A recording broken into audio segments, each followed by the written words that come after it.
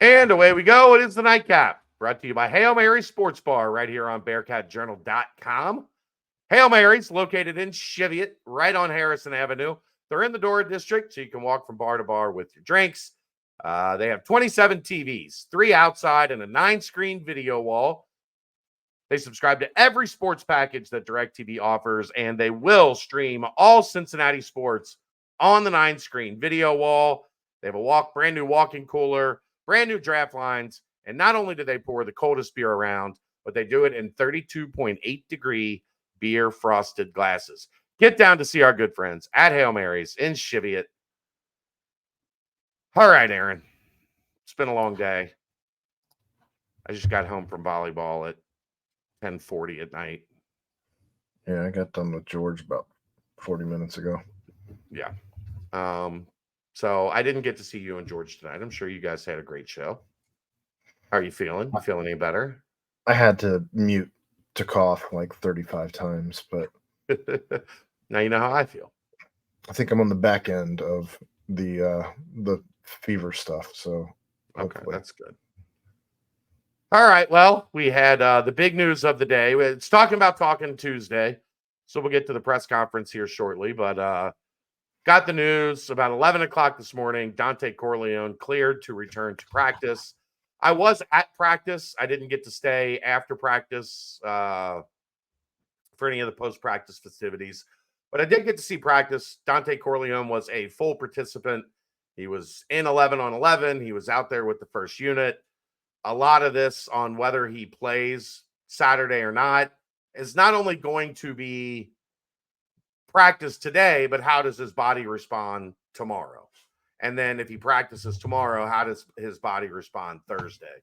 So we're not completely out of the woods yet. I think it's definitely trending in the right direction that we're going to see Dante Corleone on Saturday. But I don't think it's just a formality, because he hasn't gone full. He hasn't had full contact since spring ball. So even though he has been practicing a lot, even though he's acclimated, he's in football shape, he hasn't really had that ramp up to game shape.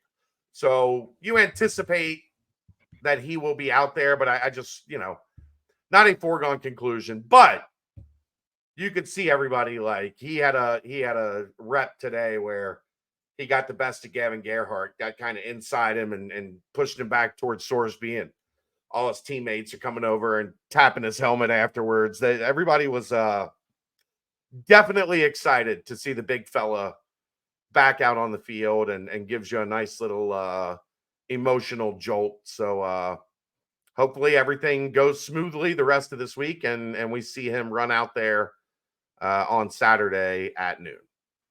Crazy to think how his career has developed at UC from him coming in as a freshman, like the lowest rated recruit, and struggling to run the stairs at Nippert that Brian had to go with him essentially. Mace. Brian Mace. Was it Mace? Okay. I don't know. You said Brian. I'm trying to think of a Brian. The safety that plays for the Chiefs now. Oh, Brian Cook. Yeah, Brian Cook. I wanted to say Cox, and I'm like, that's not it. Cook. Thank you. No, that's a linebacker for the Dolphins. Anyway, so to go from that to being arguably the most important piece on the defense, and I don't even know that it's a close argument anybody else. So it's astounding to see him develop into this leadership role and to know how much he means to them. You could hear and see it, and the guys talking in the presser today. You saw it when he was out shaking hands on every play or drive or timeout when he was going out on the field. And I can only imagine what it means to everybody to have him back. Yeah, I mean, everybody was definitely geared up to have the All-American nose tackle back out there. And for the longest time, I don't know what the rankings still say, but for the longest time, the 2 lowest rated players in that class were Dante Corleone and Mason Fletcher. 2 All-Americans. Funny how that works sometimes. Talking about Talkin, we'll slide you over What'd you think? Satterfield, Satterfield, Sorsby, Kiner, and Dingle. Yeah, it's been a long day. Satterfield gave a lot of coach speak today. Yeah. Obviously, the biggest news being Godfather is back.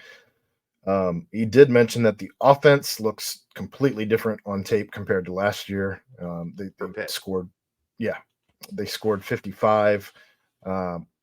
And so they're going to have to put together a game plan to stop a lot of different facets of offense. Air raid. Well, they went from a run heavy offense to air raid, so they are chucking it around a lot. And then a redshirt freshman quarterback that transferred from Alabama. Obviously, he's going to have talent if he was at Alabama. I think he got ACC Rookie of the Week. Probably. I mean, they threw for 500 yards, or their total offense over 500 yards. So not really a surprise. You've got the ACC Rookie of the Week or Newcomer of the Week, and the Big 12 Newcomer of the Week. So last year that game was a little difficult to watch. Those two teams kind of slug it out with two quarterbacks that weren't great. This year it's going to probably look a whole lot different. I do have a question about this Newcomer of the Week. Are we going to do this every week where we have a Newcomer of the Week? Probably. And it can only be somebody who's new to the Big 12? Yes. That's it used to be like a freshman of the week, but that's an irrelevant point now. Like, if you're new to, I get what you're saying, but like, I think that's going to be a thing that we'll see is, somebody that's playing their first year in the Big 12 will get Newcomer of the Week. He did mention that adjusting to a new defense does take time, and unfortunately, they are out of time. They don't have any time. Right. So they're going to have to plan to get rid of the ball quickly and plan around protecting Sorsby, because Pitt got after the quarterback last week. You're not going to see like you did against Towson, where Sorsby was just kind of hanging out in the pocket, researching his best options. So that's going to be a little bit different. I don't know that they'll get as much pressure as they did against Akron, but or Kent State, whichever one it was. Kent State, Akron, it's all the same difference. Kent State. But you do have to plan for, Narduzzi plays an aggressive attacking defense, so they're gonna send a lot of pressure at the quarterback, and it's going to be on the offensive line and Sorsby to kind of read the formation, read the pressure, and get it out. Because if you go back to his time at Indiana, he was not great against the blitz. That was probably his biggest weakness in the analytics was pressure. So he's going to have to make a significant jump there, because Pitt is going to try to rattle him for sure. Well, kind of in that same vein, he mentioned if Sorsby continues to make good decisions with the ball, they can open up the playbook more. And then we finally got to figure out what's going on with Marquez Parker. Says that he needs to get mentally ready, and they'll plug him in when he is. He thinks that he can give him some snaps this season. He's just not quite there mentally with where he wants him to be, and doesn't want to set him up for failure. Yeah, I mean, that's pretty common with freshmen. That's generally where freshmen are at when they get on campus. So that's a normal progression. I just think it gets lost because there are a couple of them that are ready right now. Elevated, yeah. Yeah, so then you look and like, well, why isn't this guy? Well, Parker's he's going to play this year. It's just a matter of when and how much can they count on him when they get him up to speed. That's all I got for Coach. Corey Kiner, he said he is ready for whatever role he is asked to take to help the team win. He said that Dante's presence alone is everything. He said that every time he touched the ball against Towson, he was in the second level. It was like Christmas. So he's certainly hoping to repeat that. Said that the box felt a little lighter, and opponents are going to have to respect the whole offense. Last year, obviously, it got one-dimensional. Yeah, and he when you still were was really good. when you were throwing the ball, it was because you had to. Right. And even Third and then, 12. sometimes you were still running sometimes on like 3rd and 21, which was crazy. But and he said he was so happy for Evan Pryor.